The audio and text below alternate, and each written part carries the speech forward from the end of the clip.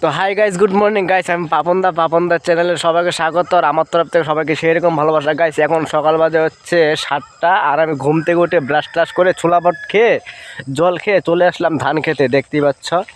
তো ধানগুলো না বেশি পেকে গেছে, দেখতেই পাচ্ছ ধানগুলো বেশি পেকে গেছে। এগুলো হচ্ছে আমাদের আর এইগুলোতে কাটছি। এগুলো হচ্ছে আগুরি ধানগুলো ছিল, ঠিক আছে, 3 মাসের ধান ছিল এগুলো।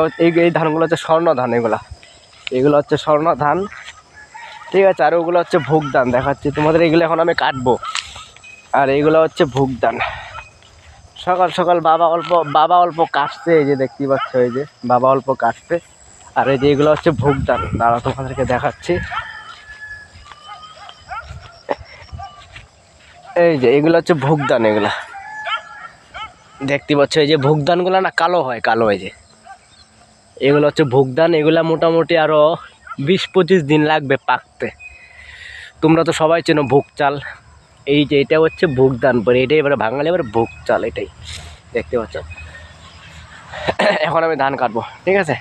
তো কথা বলি না, তো টাটা বাই বাই। কথা বললে আবার ধান কাটা হবে না, ঠিক আছে। তো টাটা বাই বাই।